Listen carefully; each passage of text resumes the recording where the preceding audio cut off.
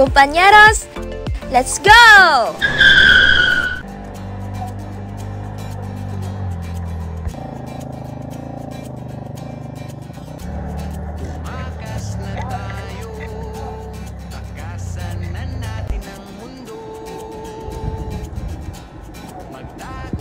Hi kompanyeros!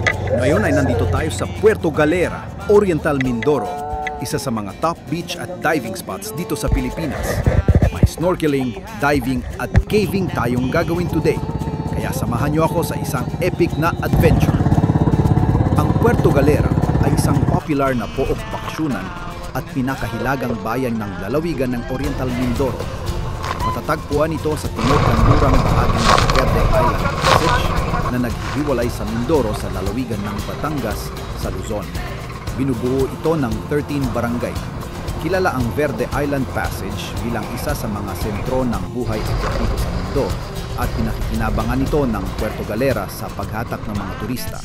Tanyag ito bilang isang dive spot at dinadayon ng mga scuba diver at snorkeler mula sa iba't ibang bahagi ng Pilipinas at daigdig para sa mayamang dagat na nagtatampok ng maraming uri ng isda, mga nangangalib na uri ng pagong at mahigit 300 uri ng tangrib, isa sa pinakamalagong pook tangrib sa mundo.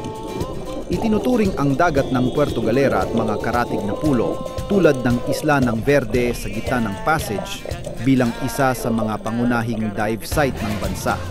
Bukod sa mga pook sisiran, patok din ang Puerto Galera dahil sa magagandang applyan nito na bukod sa mas malapit sa Metro Manila kaysa mga dalampasigan sa Kabisayaan at Mindanao ay maunlad sa dami ng resort at kainan.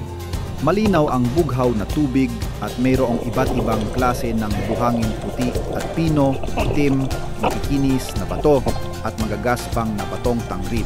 Paboritong pamalagian ng mga turista ang Sabang Beach at White Beach na nagtatampok ng masiglang nightlife at hitik sa mga inuman at restoran.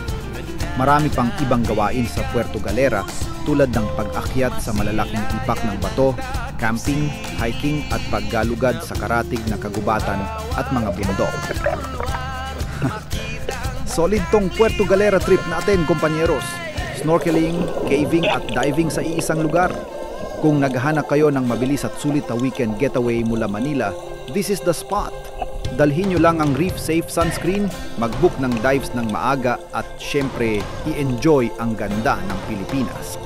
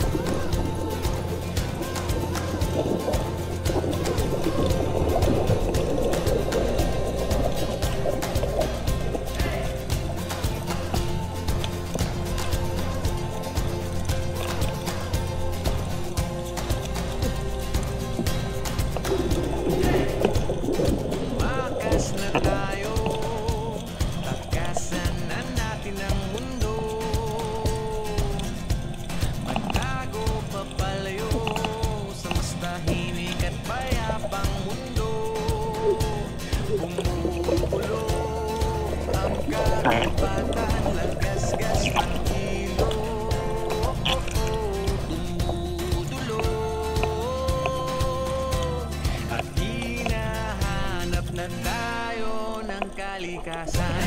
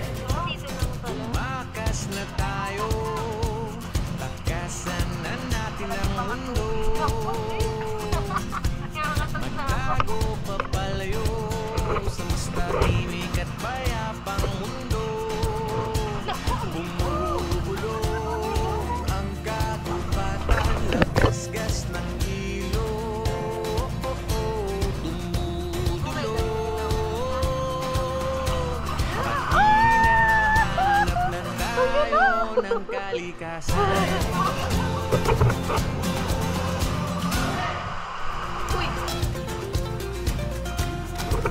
Alam mo bakit nag-moist mo? Wala nakabukas. Nanabik ang puso kong masilayan ng takip silim. Nauuhaw ang kaluluwang makita ang bukang liwayway.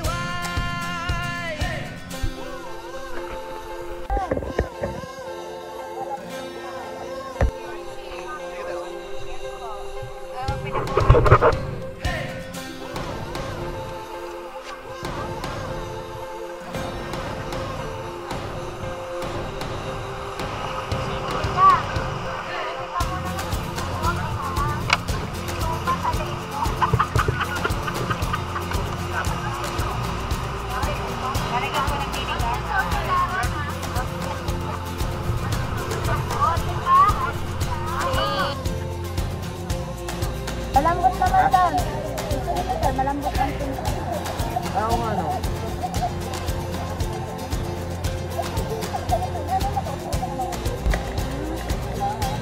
Saba.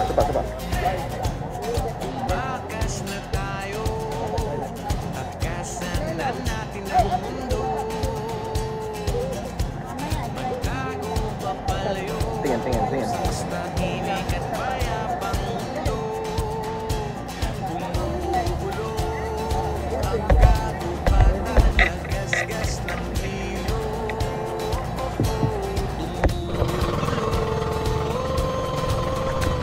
At hinahanap na tayo ng kalikasan.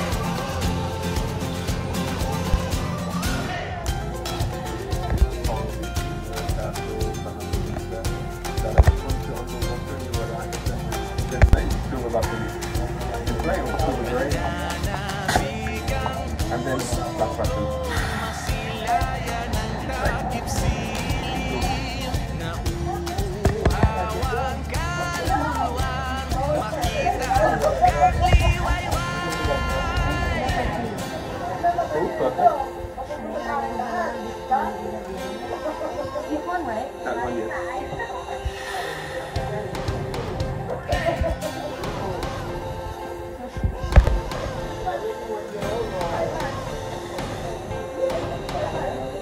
You can easily go up in the water. This one, yeah, is Okay. very tricky. It's a good thing to say as well. It's important not to inflate it when you're deep. Let's say you're at 5 meters. You'll start to decrease. So that's a full tank. Okay, 200 bar. A low tank is 50. So once we come to 50 bar, that's our reserve. It's like same in a car, because in meters. So that's your air at the bottom in bar, and your depth on the top in meters. You don't have to worry too much about the meters because I'm going to be with you the whole time, and I'm going to watch. There it comes if I do nothing. You can also breathe out. Yeah, in and out. And it all will come out basically. When you breathe out, you will have bubbles coming under your face out of these exhausts. So you're normally feel the sensation of bubbles coming. You have to remove all of the moisture inside. Okay,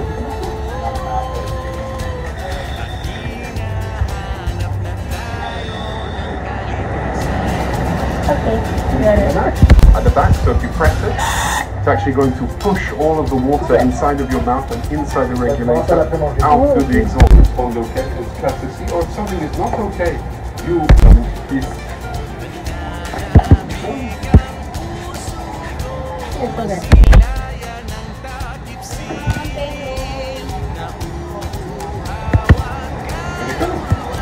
Yeah, you can just pull them off. Up here to the ankle, not put the back on them because we're going to put the things on after.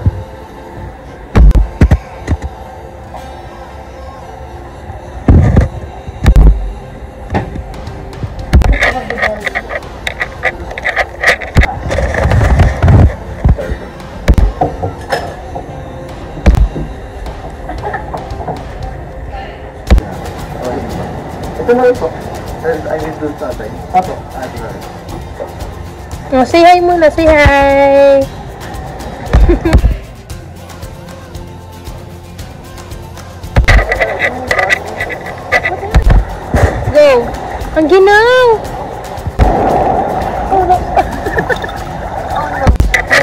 the shoulder. And we're going to put the yellow one underneath.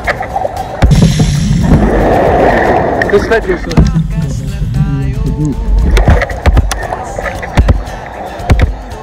Yeah, just that way. If you put it like this way, then. Okay.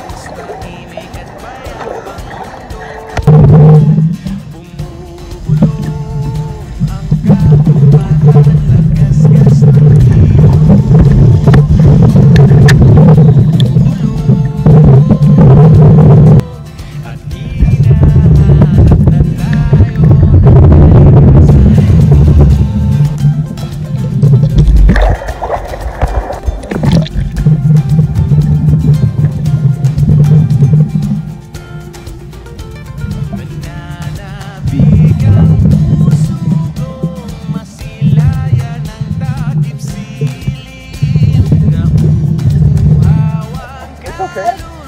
What you're doing, you're pulling away the mask. So you don't need to pull the mask, you just have to press here with your fingers on, just like that. And you just press towards your face. And once you look up and breathe through your nose. Like that, out through your nose. Perfect. Like that. Got it. I will. Oh my god.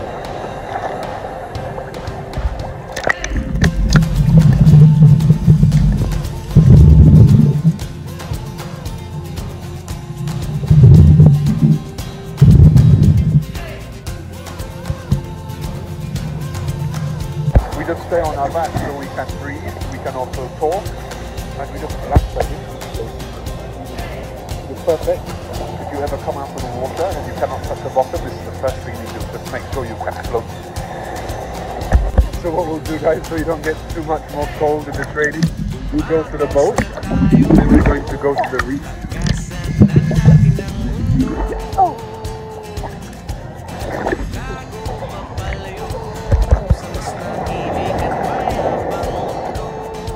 We're gonna go in the boat? Yeah, we're gonna go in the boat. Okay.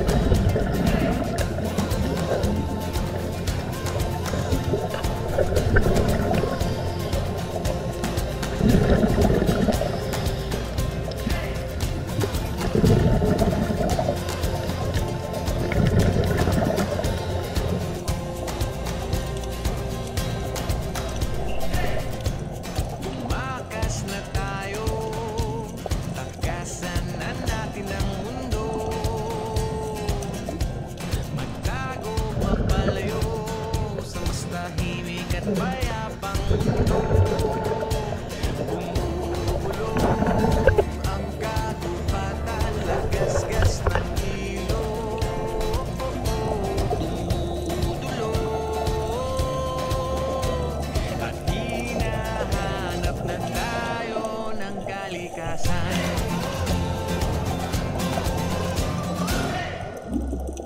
Papalayo sa mas tahimik at payapang mundo. Ang hanging kapihan at huni ng ibon.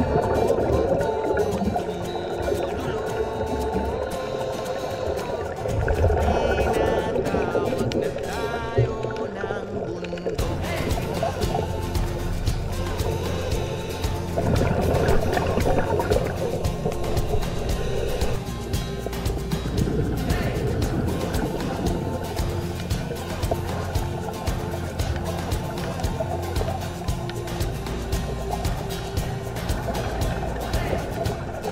Umagas na tayo, malayo sa maraming tao. Humiwalay at magtago sa maingay at malabong mundo.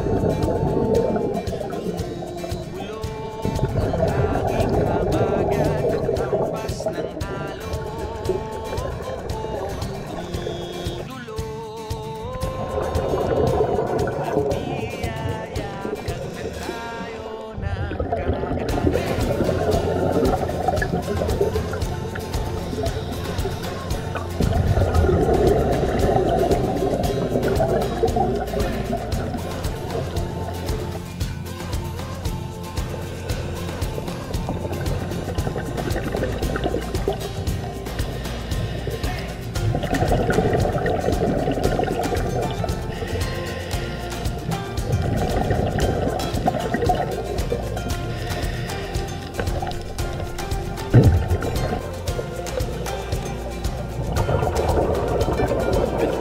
Nalabig ang puso kong masilayan ng takip silim. Nauuhaw ang kaluluwang makitang kang liwayway.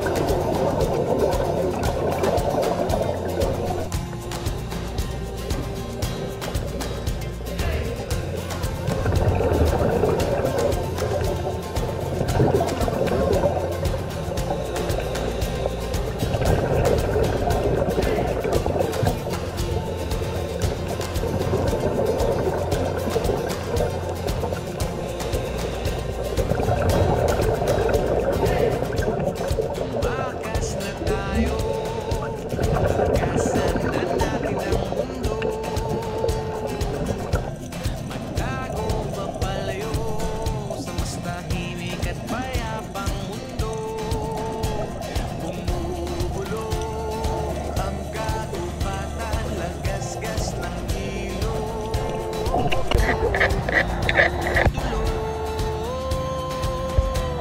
At Thank you, James. Thank you. Thank you po. Thank you. Thank you po.